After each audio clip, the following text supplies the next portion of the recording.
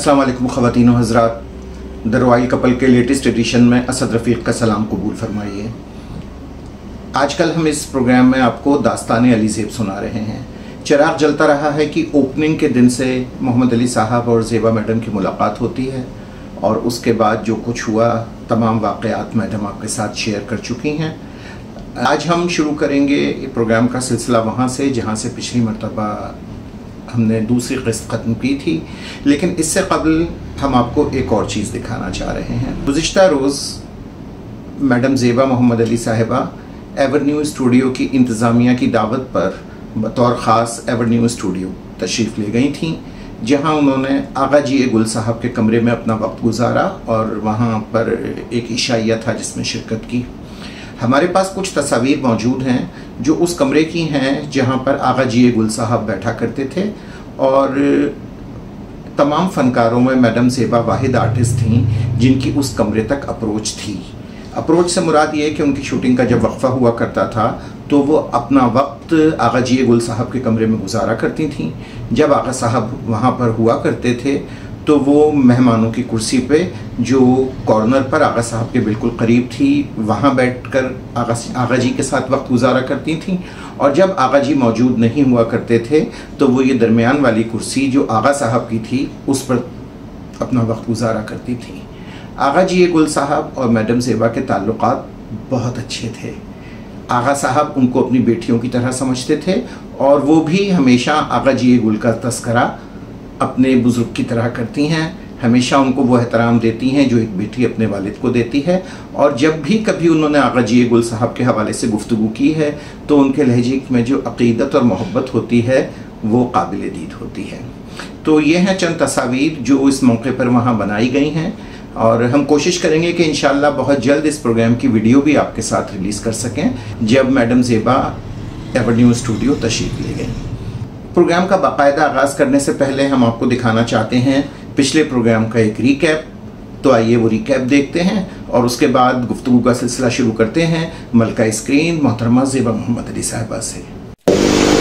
तो बेशुमार हमने फिल्में साथ ऐसी की जिसमें मेरी और ज़ेबा बेगम की बातचीत भी नहीं।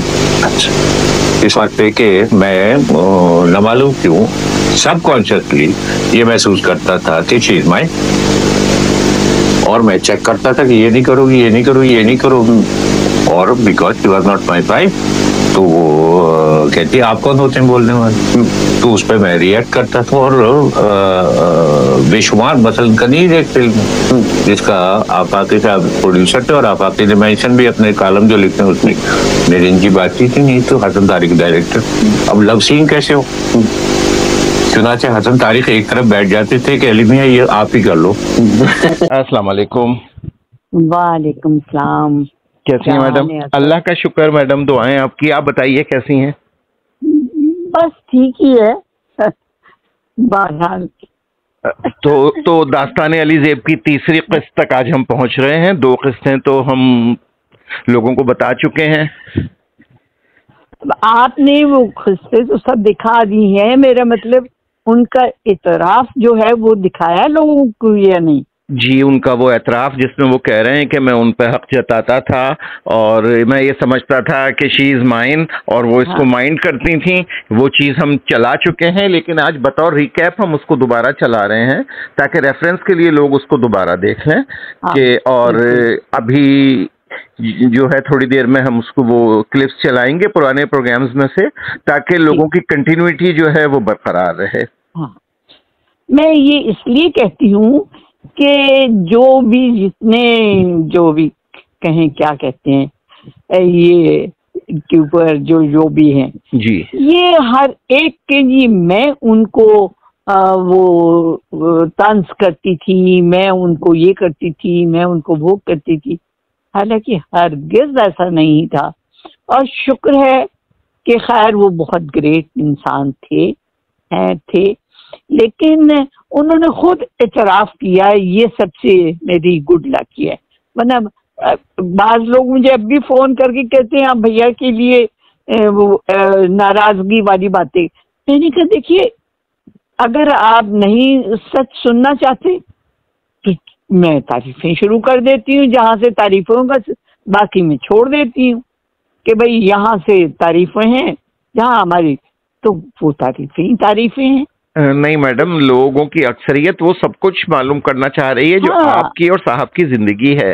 जिस तरह आप एक दूसरे से दूर रहे, फिर आप लोग एक दूसरे के करीब आए, फिर शादी होती है, तो हम सब, मुझ समेत मैं खुद ये सब कुछ जानना चाहता हूँ ताकि हमें पता चल सके जो दास्तान अली ज़ेब हम बयान कर रहे हैं वो पूरी लोगों तक पहुँच सके, हम तक पहुँच सके। भाई मैं भी यही चाहती हूँ कि जो सच है, अगर मैं वो सुन के तंग आई हुई हूँ कि मैं उनको तंज करती थी, मैं उनको जुमलेबाजी करती थी। वो अपनी दुकान जिस तरह चला रहे हैं वो एक अलहदा चीज है, लेकिन जिस चीज की आप खुद तस्दीक अपने जुबान से कर रही हैं, जाहिर है आपके तमाम परिस्तारों के लिए वो चीज जो है वो ज्यादा जाहिर तस्दीक शुदा बात है जो आप खुद फरमा रही हैं। जो सच है वो बता रही हूँ। तो और थैंक गॉड कि नईम बुखारी ने वो उनका इंटरव्यू किया और उन्होंने हकीकत बयान कर दी। जी। तो अब तो समझ आ जाना चाहिए सबको कि ऐसा नहीं था। जी बिल्कुल, मैं उनको किसी हरगिज उन्हें मैं तंग नहीं करती। मैं क्यों मेरी तो उनसे बातचीत ही नहीं थी, तंग क्या करती। ये बात भी बिल्कुल ठीक है। नहीं, तंग तो तब किया जाता है कि मेरी कोई उनसे बातचीत होती, कोई साथ बैठते, 4 लोगों में होता तो कोई मैं उनको जुमला कस देती, ऐसा कुछ था नहीं। तो बहरहाल अब मैं जो गलत बयानी कर रहे हैं उनको मैं क्या कहूँ, अब मेरी ज़बानी सुनने के बाद तो उन्हें नहीं करनी चाहिए, उन्हें समझ आ जाना चाहिए। बल्कि लोगों को उनके प्रोग्राम देखने नहीं चाहिए जो झूठ बोल रहे हैं, ताकि जब उनको एक चीज सही आपकी जुबानी मालूम हो रही है तो फिर किसी तीसरे की जुबानी क्यों सुनना। नहीं, मेरी जुबानी के अलावा मोहतरम अली साहब अपनी जबान से खुद से एतराफ कर रहे हैं। हाँ। उन्होंने इस चीज का भी एतराफ किया कि वो आप पे हक जमाया करते थे। हाँ। उन्होंने उसी इंटरव्यू में आगे जाके इस चीज का भी एतराफ किया कि शादी के बाद आपने सेक्रीफाइस किया, आपने अपने कैरियर की भी कुर्बानी एक तरह से दी, खुद को साहब की फिल्मों तक महदूद रख के, और फिर ससुराल वालों के साथ जो उन्होंने बताया है कि मोहम्मद अली साहब के फैमिली के साथ आपका जो बिहेवियर था, जिस तरह आप सबको लेके साथ चली हैं, तो वो चीजें हर चीज साहब ने खुद अपनी जुबान से इकरार किया है। और इंशाल्लाह जहां भी जरूरत रेफरेंस की हमें पड़ेगी तो हम उस प्रोग्राम में से क्लिप अपने नाज़रीन को दिखाएंगे ताकि रेफरेंस साथ साथ चलता रहे कि हम दरोग गोई नहीं कर रहे, ये सारी बातें साहब खुद भी फरमा रहे हैं। तो जी आप शुरू करें। जी जी जरूर। लास्ट टाइम हमने अपने नाजरीन को वहां तक बताया था कि जावदा स्टूडियो में जो कुछ हुआ, जो मिसबिहेव का एक वाकया पेश आया आप दोनों के दरमियान, दोनों ने एक दूसरे के साथ जो मिसबिहेव किया, उसके बाद फिर सरकोस का पछतावा दोनों ने एक दूसरे के साथ किया। उसके बाद सर की जिंदगी में एक तब्दीली ये आई कि वो परेशान रहने लगे, वो रातें घर से बाहर गुजारने लगे, सुबह की शिफ्ट उन्होंने 7 बजे की कर ली। जो हरकत उन्होंने की थी उनके साथ ऐसे ही होना चाहिए भाई। तो फिर इंसान अपनी गलती पे पछता रहा होता है। जी बिल्कुल। तो फिर क्या हो सकता है। खैर मैं तो सुनती थी, पहली चीज तो मैं सबको मैंने कहा था उनका जिक्र मेरे सामने ना किया करें और ना मुझे बताया करें कि वो तड़प रहे हैं, वो सोते नहीं, वो जागते नहीं। फिर इन्होंने एक काम शुरू ये किया, वो था एक बम ब्लास्ट कि इन्होंने कहा प्रोड्यूसर से कि आप सुबह 7 बजे की शिफ्ट शुरू करें और मैं आया करूंगा। तो बेचारे सब हीरोइनों पे, आर्टिस्टों पे एक बम पड़ गया कि ये क्या हुआ। सुबह 7 बजे का मतलब है कि 5 बजे जब उठे तैयार हो तो 7 बजे पहुंचेंगे। बिल्कुल जी। हाँ, मेरा तो कोई ताल्लुक नहीं था, मेरी तरफ से 5 बजे सुबह रख लेते, मुझे क्या। मैंने तो अपने वक्त पर ही जाना था जब मेरी शूटिंग होगी। मैंने तो अपने वक्त में ही जाना था और मैं इनके साथ काम भी क्यों करती। जी बिल्कुल। तो बहरहाल ये जी सब सुनती रही, कोई कुछ, मैंने सबसे कहा भाई बराए मेहरबानी अब आप लोग मेरे सामने कोई उनके लिए कोई हमदर्दी का या कोई जिक्र प्लीज ना किया करें, मैं इसमें इंटरेस्टेड नहीं हूँ सुनने में।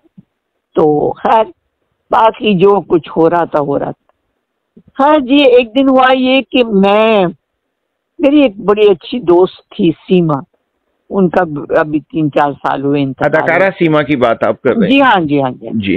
वो मेरी बड़ी अच्छी दोस्त अच्छा थी। जी। और उसे इत्तेफाक कह लें या जो भी कह लें, कोई ये प्लान नहीं था जी। और वो मोहम्मद अली साहब ने उसको बहन बनाया हुआ था। अच्छा जी। हाँ, तो लेकिन खैर उससे इस बात का कोई ताल्लुक नहीं। तो मैंने एक दिन मेरी गाड़ी वाहिद गाड़ी होती थी जो पोश में अंदर आती थी, वरना सब गाड़ियां बाहर खड़ी थी। आगा साहब की मेरे पे बहुत वो थी मेहरबानी, वो मुझे बेटियों की तरह जी आपने बताया था चाहते थे और वो इतना मेरा ख्याल करते थे कि शायद मेरे सगे वालिद भी होते तो वो ना करते। जितना आगा जी गुल साहब ने मुझे इज्जत दी, रेस्पेक्ट दी, प्यार दिया, मोहब्बत दी, हर तरह का ख्याल। तो खैर मैं गाड़ी अंदर, तो मैंने देखा दोस्त मेरी सीमा ये सामने फवारा सा है एवेन्यू में, जी बिल्कुल दरमियान में है। जी हाँ, तो ये वहां खड़ी हुई थी जी। तो मैं बड़ी हैरान हुई ये यहाँ क्यों खड़ी। खैर मैं आका साहब की दफ्तर में ही तैयार होती थी, वहीं बैठती थी जी। तो ये बीच में थी। मैंने कहा तुम यहाँ क्या कर रही हो सलाम दुआ के बाद? कहीं नहीं, ऐसे ही खड़ी थी, बस सोच रही थी तुम भी आने वाली होगी। मैंने कहा हाँ चलो। तो खैर जी अब हम दोनों चलते हुए आगा साहब के दफ्तर की तरफ चले। ये मेरे पीछे थी, मैं आगे थी। मैंने दरवाजा खोला, जैसे ही मैं अंदर दाखिल हुई तो मेरी बकौल वो मेरी तो सिक्योरिटी गुम हो गई कि ये क्या, ये मोहम्मद अली साहब वहाँ बैठे हुए हैं। अच्छा तो पहले से बैठे हुए थे वो वहाँ? पहले से बैठे हुए थे। तो मैंने एकदम मुड़ने निकलना वहां चाहा तो वो जो मेरी दोस्त थी उसने मुझे पकड़ लिया। मुझे क्या है? मैंने कहा नहीं चलो भाई। तो एक आवाज आई अस्सलाम वालेकुम। मैंने जवाब नहीं दिया, हालांकि मैं तो सबको खुद सलाम करती हूँ बिल्कुल, लेकिन मैंने जवाब नहीं दिया। तो फिर एक आवाज आई आई एम सॉरी जी। तो मैंने पलट के देखा कि ये जिद्दी आदमी, ये अड़ियल आदमी सॉरी कह रहा है। तो मैंने पलट के देखा, लेकिन मैं फिर भी कोई जवाब नहीं दिया। तो इन्होंने कहा आई एम सॉरी, मुझसे बहुत बड़ी भूल हुई। मैंने कहा छोड़ें जी अब इस किस्से को, क्या तो कहने की बस कर दो अब। तो खैर मेरी दोस्त सीमा जो थी उसने कहा यार बस कर दें, अब हो गया जो होना था, अब तो इतना टाइम हो गया, ये हो गया वो जो भी। तो खैर जिसे कहना चाहिए, खैर मैंने कोई इतना उसको अहमियत नहीं दी, लेकिन ये जरूर हुआ कि मैं दूसरे कमरे में जाके बैठ गई तो ये भी वहीं बैठे रहे जी आगा साहब के कमरे। तो खैर मैंने जल्दी से तैयार हुई, मैंने चाहा मैं कि निकल जाऊं जी। तो खैर बहरहाल वहां जी ये सलाम दुआ और जाहिर उस दफ्तर से एक साथ बाहर निकलते लोगों ने देखा होगा तो वो सब बड़े शॉक्ड हो गए कि ये क्या हुआ। बिल्कुल तो ये इंडिया पाकिस्तान एक साथ कैसे निकल रहे हैं कैसे। तो बहरहाल सीमा ने मेरा हाथ नहीं छोड़ा जी। मैं तो सीमा मेरा हाथ तो छोड़ो, मैं कहीं नहीं जा रही। मैंने उनकी सॉरी सुन ली है, देख ली है, ठीक है। मतलब कहने का ये कि बहरहाल ये जी हम लोग जो कहते हैं ना कि मैंने सिफारिशें भेजी, मैं लानत भेजती हूँ उस औरत पे जो किसी मर्द को सिफारिशें भिजवाए और ये कहे कि मैं तुम्हारे पे मर जाऊंगी तुम्हारे। मैं कहती हूँ उसे मर ही जाना चाहिए जी। उस इंसान की अपनी इज्जत नफ्स ना हो जिस औरत में, वो क्या औरत हुई। तो मैं हैरान होती हूँ लोगों पे कि उन्होंने कहा कि जी मैंने सिफारिशें भिजवाई, ला हौल वला कुव्वत। मैं कहती हूँ जिंदगी से मर जाना बेहतर है। तो खैर बहरहाल शूटिंग तो हर चली रही थी, कनीज की भी थी, ये भी थी, वो कनीज का वाक़या तो हो चुका है, मैं सुना चुकी हूँ। जी कनीज की बात तो हो चुकी है। तो वो फिल्म भी काफी लंबी चली बहुत, उस फिल्म ने भी तौबा है शैतान की हाथ बन गई, कभी कुछ हो कभी कुछ हो। तो खैर, तो जी ये सुलह की बुनियाद इस तरह से पड़ी, बर्फ पिघलना शुरू हो गई। किसी सिफारिश या, हालांकि सब लोगों ने मुझे कहा चलो अब हम वो करा देते हैं, पैचअप करा देंगे। किस बात का पैचअप? मैं उस बंदे की शक्ल नहीं देखना चाहती, आप लोग कहते हैं कि पैचअप करा दे। मैंने कहा प्लीज आज के बाद कोई आदमी मेरे से ये बात न करे। खैर लेकिन जी जिंदगी में गलतियां बहुत सी सबसे हो जाती हैं, मुझसे भी हुई, मुझसे भी हुई। मैं इतराफ करती हूँ कि मैंने भी गलत फैसला किया, जो भी था। हर जिंदगी में होता है, हर आदमी को इतना परफेक्ट नहीं होता कि जिससे कभी कोई गलती ना हो। इंसान गलत फैसले कर लेता है। और अच्छी बात यह है कि उन गलत फैसलों, अगर कोई गलत फैसला ऐसा जिंदगी में हो जाए तो उसको जल्द निपटा दिया जाए, ना कि उसको जिंदगी भर का रोग बना लें। नहीं, वो हरगिज नहीं। सो बहरहाल उसको मैं इस बात को मतलब मैं एक्सेप्ट करती हूँ कि मुझसे बहुत बड़ी गुस्से में जो भी उससे हिमाकत हुई, लेकिन उससे हिमाकत को जल्दी वाइंड अप कर दिया गया। 3-4 महीने में लोग 2-2 साल पता नहीं क्या क्या कहते हैं, 3-4 महीने में वाइंड अप हो गया सब कुछ जी। तो मतलब कहने का ये कि खैर अब हुआ ये कि अब फिल्मों में जो साथ था का उसमें थोड़ी बहुत बातचीत भी शुरू हो गई जी। बतौर हीरो हीरोइन आपका काम शुरू हो गया। हाँ, लोगों ने शुक्र अदा किया, खासकर आफाकी साहब ने तो बहुत मुझे के अल्लाह तेरा शुक्र। अब मैंने कहा चुप करके बैठ जाओ। मैंने उनकी कहानी मैं आपको बाद में सुनाऊंगी जी। मैंने कहा आप जरा बस ज्यादा ओवर ना हो बट ठीक है। खैर वो थोड़ी बातचीत भी शुरू हो गई, तो लेकिन मैं बैठती वही के साथ ही थी जी, क्योंकि मैं अब नया कोई दोस्त बनाने के लिए तैयार नहीं जी। और ना हो सकता, जो मेरी उसकी दोस्ती थी वो किसी और से नहीं हो सकती जी। तो हमारे नेचर जहाँ शुरू में हम दोनों एक दूसरे से खिंचे थे, वहाँ उसके बाद हम उतने ही अच्छे दोस्त बन गए। तो वो दोस्ती तो जाहिर है इनकी सुलह से खत्म तो नहीं हो सकती थी जी। बहरहाल वो जी तो अब आप तीनों का ग्रुप बन गया या साहब उसमें भी अकेले मतलब वो थे बस के ताल्लुकात अच्छे हैं लेकिन नहीं तीनों का कोई चक्कर नहीं था जी। मगर ये जरूर था कि बैठ जाते थे करीब जी, तो बातचीत कर लेते थे बट नॉट ग्रुप जी। वो हम ग्रुप तो हम दोनों ही का अलग था जी, लेकिन वैसे सब थे, सब बातचीत करते वो थे। टेंशन खत्म हो गई और माहौल खुशगवार हो गया। उसको खुशगवार तो नहीं लेकिन बहरहाल नॉर्मल हो गया जी। तो वो मैंने फैसला किया हुआ था कि बस ये यहीं तक है जी। खैर हुआ ये कि एक दिन मैं अपने शूटिंग पैकअप हुई, मैं बाहर जाने के लिए निकल रही थी तो इन्होंने कहा कि वो मेरी गाड़ी नहीं आई जी। क्या तुम मुझे मॉडल टाउन ड्रॉप कर दो? ये मॉडल टाउन रहते थे जी और आप गुलबर्ग में रहती थी मेन बुलेवार्ड पे जी। हाँ मैं मेन बुलेवार्ड पे वहाँ रहती। तो मैंने कहा हाँ जरूर छोड़ दूंगी। तो अब गो अंदर से मैं नहीं चाहती थी कि लोग देखेंगे कि हम एक गाड़ी में जा रहे हैं जी, जा रहे हैं, लेकिन अब वो भी मैं मना भी नहीं कर सकती थी आप? नहीं, मैं असल में बदतमीजी की कायल नहीं थी।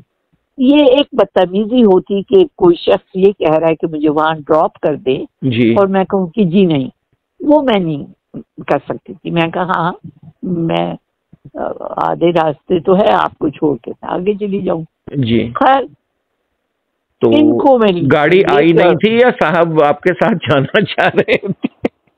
ऐसा ही होगा कुछ। अब मुझे तब मैं इतनी तहकीकात तो मैंने नहीं की, पर आपके कहने पे मुझे ख्याल होता है। लेकिन अब मुझे ये ख्याल आ रहा है कि हो सकता है साहब ने गाड़ी खुद ही ना मंगाई हो कि आज वो आपके साथ ट्रेवल करेंगे। बारी तो खड़ी रहती इनके, तो बस भेज दी होगी। हाँ। खैर मुझे नहीं पता।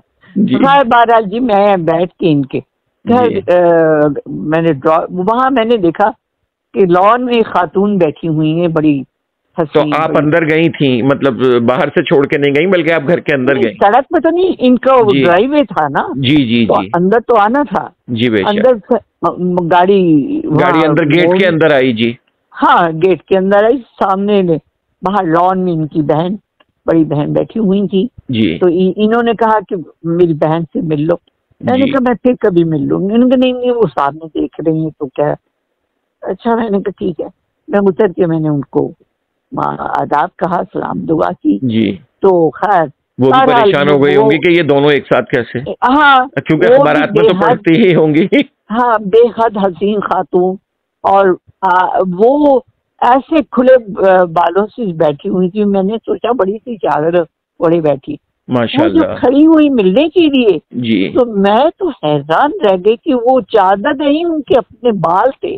वाह। जो कि घुटनों से नीचे। अल्लाह, मैंने कहा खैर वो तो अपनी जगह बहुत ही जिसे कहना चाहिए तमीज वाली नफ्स वाली किस्म की खातून। वो अब कहने नहीं बैठे। मैंने कहा नहीं मैं फिर कभी आऊंगी, मुझे इजाजत है। खैर मैं खड़े खड़े सलाम दुआ करके गाड़ी में बैठ के ड्राइवर और हम लोग निकल गए जी। तो ये मेरा इनके पहली बार आप किसी फैमिली मेंबर से आपका पहला इंटरेक्शन था और पहली मर्तबा आप साहब के घर तशरीफ ले गई थी। हाँ, घर के अंदर नहीं, घर के अंदर बाहर लॉन तक जी, लॉन तक। और खैर जी वहां से मैं वापस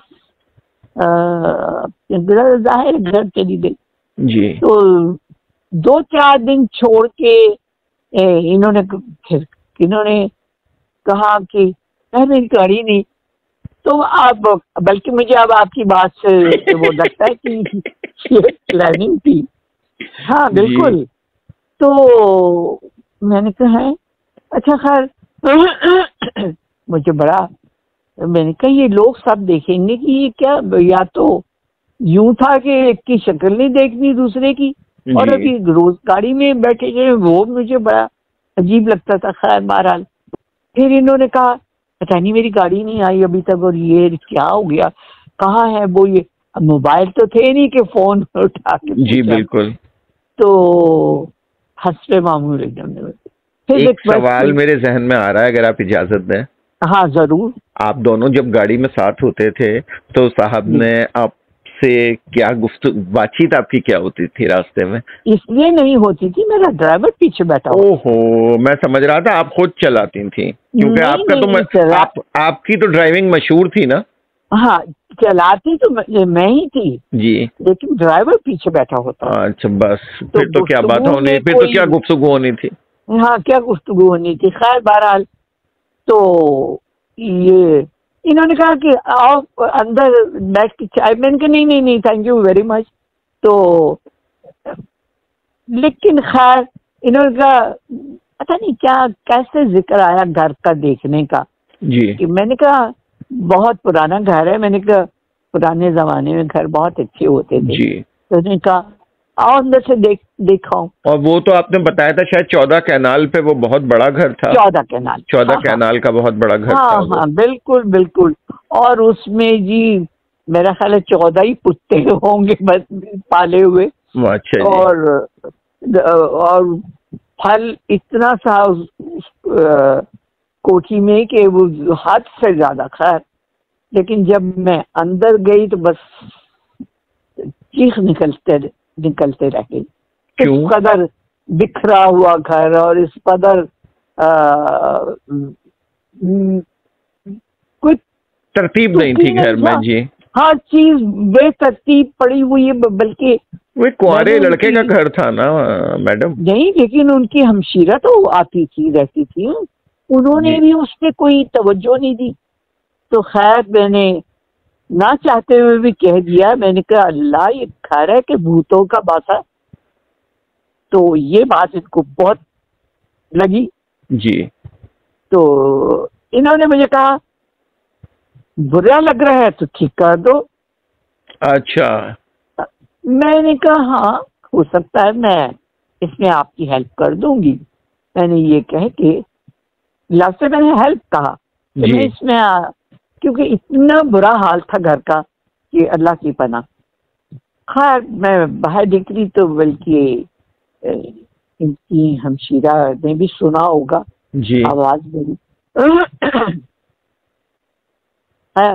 मैंने इनको खुदाफिज कहा और मैं गाड़ी लेके निकल गई। जी। और अब मैंने सोचा कि अब मैं अपने आने जाने की टाइमिंग चेंज करूं। अगर मैंने जाना भी है तो नहीं जा रही, इनकी गाड़ी जब तक ना आ जाए। जी। क्योंकि मैंने कहा ये क्या भाई, रोज लोग क्या कहेंगे जी। या तो ये था हाल, अरे ये है। मैंने कहा नहीं, इसको थोड़ा सा खैर 12 लोगों मैंने थोड़ा सा मैनेज किया जाए वक्त को। हाँ मैनेज किया। तो खैर बल्कि एक पता मैंने सीमा से कहा, मैंने कहा तुम कहाँ गायब हो गई भाई? वो अपना काम करके गायब हो गई। हाँ तुम उन्हें मेरे गले लगा के खुद गायब हो गई। तो हंसने लगी। मैंने कहा नहीं ये नहीं, तुम भी रहा करो। है अच्छा। अब शूटिंग पे तो ऐसे बात हुई तो मैंने सीमा से कहा, मैंने कहा तोबा तोबा, इनके घर का आलम क्या है भाई, ये रहते कैसे हैं उस घर में? जी। उन्होंने कहा जेबा बात ये है, वो हमशीरा तो इनकी आती हैं 2-4 दिन के लिए, वो हैदराबाद से आती होंगी, चंद रोज रह के। नहीं, वो फैसलाबाद में उनके मियाँ अच्छा। बहुत बड़े हाई उस पे पोजीशन पे थे। जी। तो खैर मैंने कहा कि तोबा है भाई। तो खैर वो बात मजाक से शुरू हो गई। तो इन्होंने कहा तो आप उसको ठीक करा दें, घर को ठीक करा दें। जी। हाँ। तो मैंने कहा हाँ ये मेरा वैसे ही उसमें थोड़ी सा मेरा शौक भी है ना। जी। तो वो आपने बताया था। हाँ। तो मैंने कहा अच्छा। तो जो मेरे फर्नीचर वाले थे मैंने उन्हें, जो कर्टन वाले थे वो, कारपेट्स वाले जो थे वो, उन तीनों को बुला के मैंने कहा फलां उस वक्त तक आपको ये अंदाजा बिल्कुल नहीं था कि आपने इसी घर में आना है? नहीं, हरगिज नहीं, दूर भी नहीं। तो जी। मैंने उन्हें बताया कि ऐसे ऐसे सारे कलर्स और ये फर्नीचर घर के हिसाब से मैंने उन्हें सारा ऑर्डर कर दिया। और इसमें जाहिर है 15-20 दिन महीना लगा होगा, मुझे एग्जैक्ट तो याद नहीं। घर डेकोरेट हो गया। अब आपको इसमें एक खूबसूरत लतीफा ये है जी प्लीज, कि जब वो बिल लेकर आए जी तो काफी ज्यादा था, क्योंकि अब मैं तो फिर ऐसा ही करती थी ना। जी बिल्कुल। तो उन्होंने कहा कि जी ये बिल, तो मैंने ले जाइए मोहम्मद अली साहब के पास, मेरा क्या ताल्लुक? मैंने कहा मेरा तो इसी हद तक था कि मैंने चीजें मुंतखब करके लगवा दी हैं। हाँ। तो बाकी तो वो उनके पास ले गए बिल। तो ये बड़े हंसे मुस्कुराए अपने बकौल, इन्होंने मुझे बताया कि मुझे बहुत हंसी आई जी। इतने पैसे तो इनके पास। बड़ी मेरा गला जरा हो रहा है। जी प्लीज आप पानी वगैरह तो उन्होंने कहा कि ठीक है चेक दे दिया या कल ले जाएंगे, ये मुझे नहीं पता क्या हुआ जी। जब ये अगले दिन मुलाकात हुई, कल सेट हो गया था, तो इन्होंने कहा तुम देखने नहीं आओगी? जी। मैंने कहा देख लूंगी, देखने में क्या। तो कहते वो बिल मुझे भिजवा दिया। तो मैंने कहा और किसे भिजवा? मैंने कहा आपको ये ख्याल क्यों हुआ कि जी बिल मैं दूंगी? नहीं, मैंने कहा मैं ऐसी दोस्ती नहीं पालती। तो हंस मुस्कुराए। तो मैंने कहा क्यों कुछ ज्यादा था? उन्होंने कहा नहीं कोई बात नहीं, 2-2.5 लाख का क्या। हाँ मैंने कहा इतना ही होना चाहिए था जी। तो खैर बहरहाल, तो जब मैं आई तो घर का हुलिया ही बदला हुआ था। बाकी जो छोटी मोटे जो था वो मैंने वो भी करा दिया। तो मैंने कहा अच्छा हाँ वो तो बताना, वो कमरे देखते देखते जी साहब के ड्रेसेस हाँ, मैंने कहा अलमारी, एक अलमारी में जरूर कोई मेरा ख्याल है 2 दर्जन के करीब लोन के मलमल के कुर्ते कढ़ाई वाले और वो अलीगढ़ पजामा वो 2 दर्जन पड़े होंगे। और वो मगर जो इनकी जो मॉडर्न कपड़ों की अलमारी थी वो तो खाली पड़ी, एक सूट टंगा हुआ था और एक शर्ट। तो मैंने कहा मोहम्मद अली साहब के वार्डरोब में सिर्फ एक सूट जी, और एक या 2 बुशर्ट, एक शर्ट थी जी। और इनका मेरा ख्याल दस्तूर ये थे, शूटिंग से आते थे नहाए धोए और वो वाइट पजामा और वाइट कुर्ता पहनना और बैठ गए लॉन में या जहां भी, मुझे नहीं पता। तो मतलब कहने का ये था कि ये मैंने बस शायद वो अल्लाह मियाँ की तरफ से वो हो रहा था कि मैंने उस घर में जाना था जी, और ये तैयारी एक तरह से कह लें हो रही थी। मलका स्क्रीन की मोहम्मद अली साहब के हवाले से गुफ्तगू का सिलसिला अभी जारी है और इस प्रोग्राम की चौथी किस्त इंशाल्लाह बहुत जल्द हम आपकी खिदमत में पेश करेंगे। उस वक्त तक आप इंतज़ार कीजिए नए प्रोग्राम का। एक गुजारिश मैं आपसे करना चाहता हूँ, हमारे दरमियान कितने ही सियासी इख्तिलाफात हों, शायद मैं जिस लीडर को पसंद करता हूँ आप उसको नापसंद करते हों, या आप जिस लीडर को पसंद करते हैं वो मेरी गुड बुक में ना हो। इस वक्त कायदे आज़म के उसूलों, ईमान, इत्तेहाद और तंजीम को फॉलो करते हुए हमें मुकम्मल इत्तेहाद का सबूत देना चाहिए, क्योंकि दुश्मन हमारी सरहदों पर मंडला रहा है। दुश्मन के इरादों को नाकाम हम सिर्फ अपने इत्तेहाद से बना सकते हैं। तमाम इख्तलाफात को बालाए ताक रख दीजिए और सिर्फ पाकिस्तान के बारे में सोचिए। पाकिस्तान है तो हम हैं। बस आज की बात यही थी। हमारे इस चैनल को लाइक कीजिए, शेयर कीजिए, सब्सक्राइब कीजिए और ये बेल आइकन भी दबा दीजिए। अगले हफ्ते तक के लिए असद रफ़ीक को इजाज़त दीजिए और दास्तान अली ज़ेब की चौथी किस्त का इंतज़ार कीजिए। अल्लाह हाफ़िज़ व नासिर।